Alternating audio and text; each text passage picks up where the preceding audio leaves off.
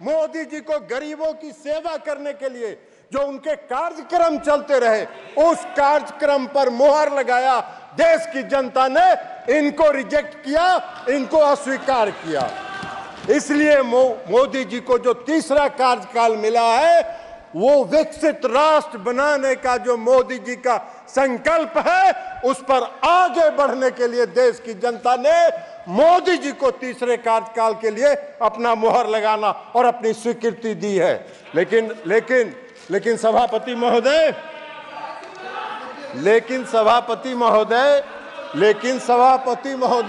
1971 का चुनाव हो रहा था।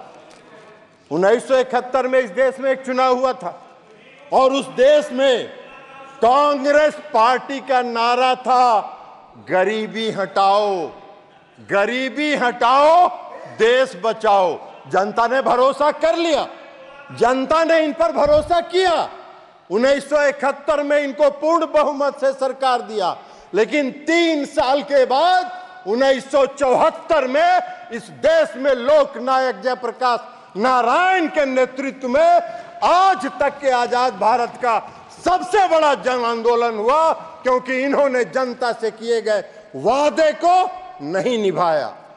और जब इनको लगा 1974 में जन आंदोलन जब चरम पर पहुंचा, और जब चरम पर पहुंचा और सुप्रीम कोर्ट ने जब रायबरेली से श्रीमती इंदिरा गांधी के चुनाव को अवैध घोषित कर दिया, तो रातों रात देश में इमरजेंसी लागू हो गया। हम सब उठा के जेल में बंद कर दिए गए। मुझको याद है, मैंने देखा है, आपातकाल लागू हुआ। आपातकाल लागू होने के बाद क्या हुआ? सारे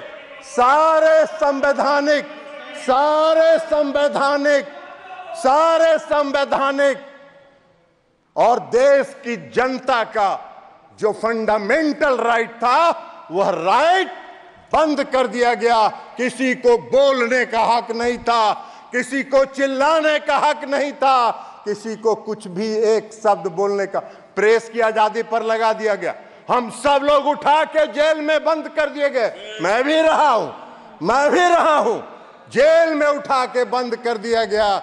और सभापति महोदय, आज जब आ रहे थे, जब इस सदन का जब पहला दिन का सत्र था, तो संविधान का किताब लेके कांग्रेस पार्टी के लोग आ रहे थे। आज भी नेता विपक्ष बोल रहे थे, संविधान की जय हो।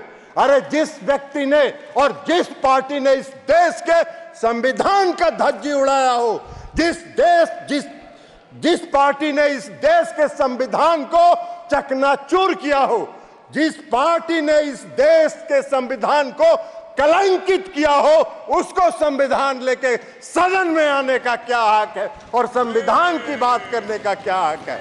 उनको कोई हक नहीं है संविधान के बारे में चर्चा करने का। सारी जिंदगी कांग्रेस पार्टी ने संवैधानिक संस्थाओं को, संविधान को समाप्त करने का काम किया है। पूरा इमरजेंसी इसका गवाह है।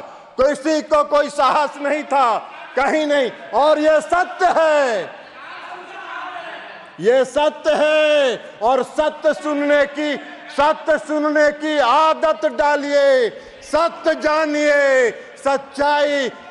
ये देश का इतिहास जब भी लिखा जाएगा, इस देश का इतिहास जब लिखा जाएगा, तो आपातकाल कलंकित करने का वाला काला अध्याय के रूप में संविधान में लिखा जाएगा। ये बात है। आप बहुत चर्चा कर रहे थे, बहुत चर्चा कर। आप मत बोलिए ना, आप भी, आपका पार्टी का नेता भी वही थी, इमरजेंसी के समर्थन में थी। ममता बनर्जी भी उसमें कांग्रेस पार्टी में थे और इमरजेंसी का समर्थन कर रही थी। आप मत बोलिए सौगत राय साहब, हम लोग भुगते हैं, हम लोग ने पीड़ा सही है, हम लोग को दर्द मालूम है। इसलिए आप भी चले जाइए, 2-4 बार बन जाइएगा बंगाल में, चिंता मत करिए। अभी तो खाली कानून का किताब लेके खड़ा हो जा रहा है, इसलिए खाली टिकट आपको दे के लोकसभा का मेंबर बना दिया जा रहा है। तो इसलिए खाली संविधान पढ़ते रहिए, संविधान दिखाते रहिए। संविधान से कोई लेना देना आप लोग का है नहीं। संविधान से कोई मतलब आप लोगों का है, और कई पार्टियां हैं